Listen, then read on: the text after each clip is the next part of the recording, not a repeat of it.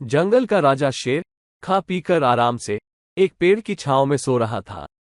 तभी कहीं से एक नटखट चूहा वहां आ पहुंचा और खेलने लगा। खेलते खेलते वो शेर के ऊपर चढ़ गया। कभी वो शेर की पीठ पर दौड़ता, तो कभी सिर पर चढ़ जाता। कभी वो उसके कान पर झूलता, तो कभी पूंछ से खेलता। उसे बड़ा मजा आ रहा था और उसकी उछल कूद बढ़ती जा रही थी। नटखट चूहे की धमा चौकड़ी से शेर की नींद टूट गई। आंख खोलकर उसने देखा कि एक छोटा सा चूहा उसके ऊपर खेल रहा था। उसे बहुत गुस्सा आया और उसने चूहे को अपने पंजे में दबोच लिया।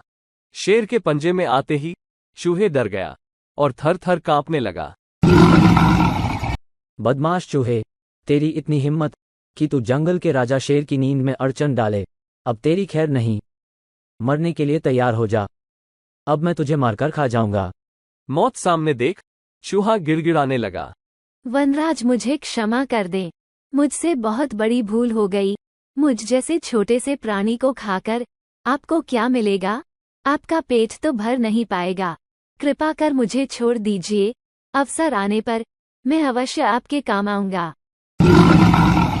मैं जंगल का राजा हूँ। मुझसे बलशाली इस पूरे जंगल में कोई नहीं। तू छोटी सी चूहिया मेरे क्या काम आएगी?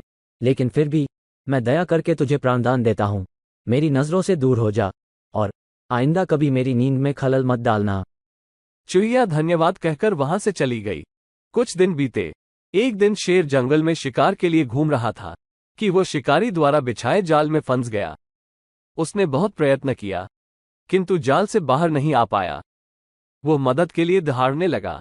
शेर की दहाड़ वहां से गुजर रहे एक चूहिया के कानों में पड़ी। यह वही चूहिया थी जिसे शेर ने दया कर प्राणदान दिया था। चूहिया दहाड़ की दिशा में गई तो शेर को जाल में फंसा हुआ पाया। उसने फौरन अपने नुकीले दांतों से जाल काट दिया और शेर आजाद हो गया।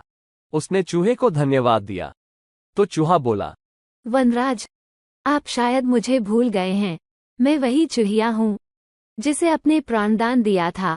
मैंने आपको कहा था कि किसी दिन मैं अवश्य आपके काम आऊंगी।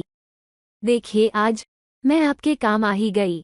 शेर को वो दिन याद आ गया और उस दिन की अपनी सोच पर बहुत पछतावा हुआ कि जिस चूहिया को उसने तुच्छ समझा था, उसी की सहायता से वो शिकारी से बच पाया है।